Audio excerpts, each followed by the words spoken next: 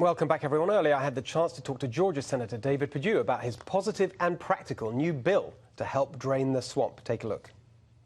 Senator, it's great to see you again. Thank you so much for joining us. Thanks, Steve. How are you?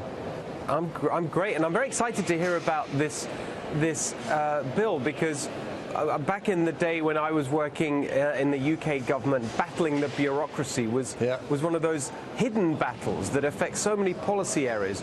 But it's really important to get it right. And it sounds like this is a really smart way of solving some long-standing problems. Tell us what the bill does. Well, first of all, it does what we've already done in 2017, Steve. When I first got elected up here in 2015 as a business guy, I kept asking the question, why should federal employees be less accountable for their work standards than the people they work for? And so in 2017, President Trump came in and said we need to hold people accountable. So we passed a bill unanimously in the United States Senate. Now, you know how many things we pass unanimously here.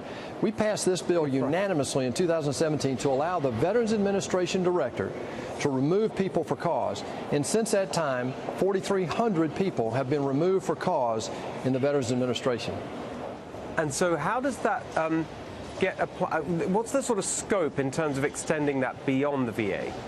Well, what our bill, the Merit Act, actually it very simply does is it takes the same standards that we used in the Veterans Administration that everybody has been supportive of since then, by the way, and extends it to all the agencies of the federal government. It allows a director there for cause to remove an employee through due process, of course, but to remove them for cause, and makes it much easier through the bureaucracy to find out who the people are who aren't doing their jobs and to do something about it.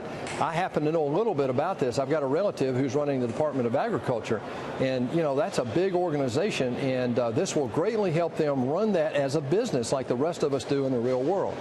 So the thing here, I think, is so interesting for people to think about is that, they pay their taxes and they expect the government to do things in exchange. And I think you're right. It's unbelievable that actually, if that's not being done, if the quality of work isn't being delivered, there's nothing you can do about it. I'm just really staggered that it's taken this long to get to this point. But what do you think the chances are of this one going through, of this being implemented? Well, we have 5 co-sponsors in the Senate. We're still just getting started to get more co-sponsors. We hope that we can get Democratic support, because this is where the issue is in the federal government. We can pass laws here in Congress, but then it gets over in the bureaucracy and it just takes forever to get things done. This is one of the biggest frustrations that President Trump has today, is actually implementing the rules that we pass here behind the acts that we pass here in the Congress. One of the things that we've done since President Trump has been in office is remove a lot of regulations, some 2,000 plus, but it's still very frustrating because the new laws we put into place have to go through that bureaucracy. Without accountability there, it's hard to hold those people accountable. There's no sense of urgency for the most part, and I just find it totally inconsistent that we don't have a level playing field between the people in the real world, the taxpayers in America, and the bureaucracy, the employees of this swamp that we have here in Washington. There's no consistency of accountability, and what this bill would simply do is bring accountability. Look, we had people in the Veterans Administration had not been at their desk in 6 years, Steve. I mean, this is incredible, the extreme situation that we have here in the government. So we have, and I can't tell you how many phone calls I've gotten from agency heads just in the last year saying, please, can you pass a bill to help us do the same thing you did at the Veterans Administration?